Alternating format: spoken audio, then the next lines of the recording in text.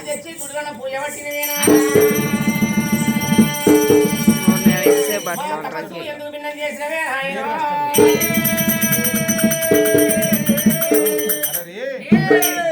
నా ఊరు బలసబ్రహ్మణపురి పట్నం రామురెడ్డి నా పేరు కనకవతి పుత్ర సంతానం లేక పుణ్యక్షేత్రాలు తిరిగి పూజలు పట్టిన ఉన్నామమ్మా నా ఊరు అడిగిన నా పేరు చెప్పకపోతే ఈ ముసలోడికి ఇంత అహంకారం అనుకుంటున్నా ఏ కొండ పెద్ద పురమునాలు ఎలగంగ పర్వతం పెద్ద మనిషి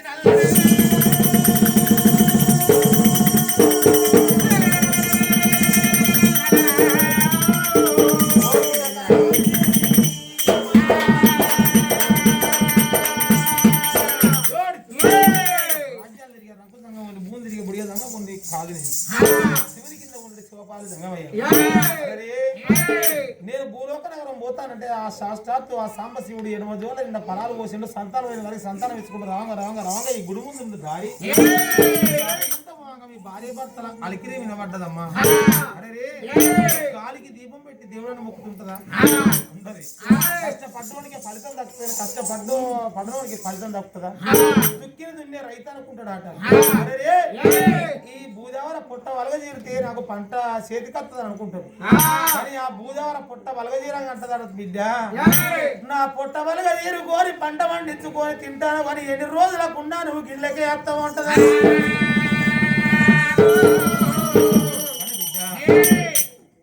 ఇవాళ నీకు పుత్ర సంతానం లేక పూజలు పట్టింది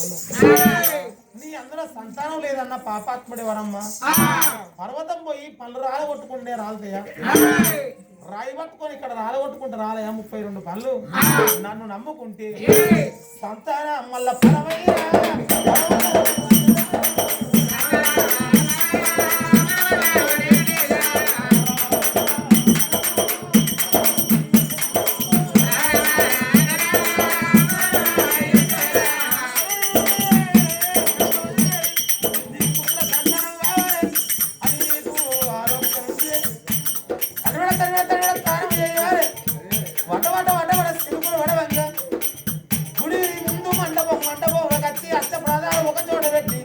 వస్తారు ఆడేసి కాకి పిల్లవాడు కళ్ళు మూసి పిట్ట పిల్లవాడిని వంగిలు కవలించిందే అంగిటవంతు నీకు బాబువాడి పట్టిపోతాను అల్లడే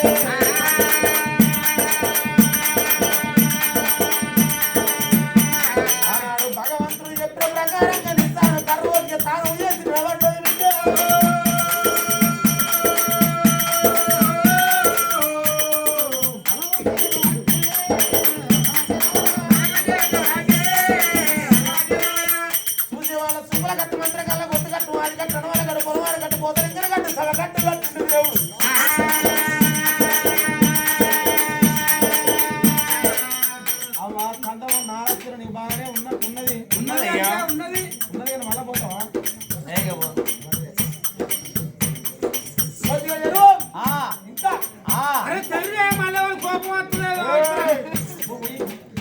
ఏం చేస్తావు అద్దు అగో గహనాడు వీడు పలములను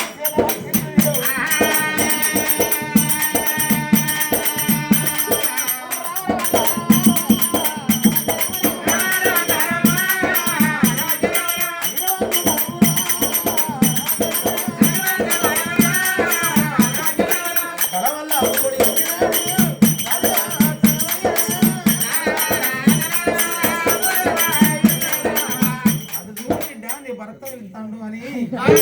గుళ్ళ ముఖాలు చూపించి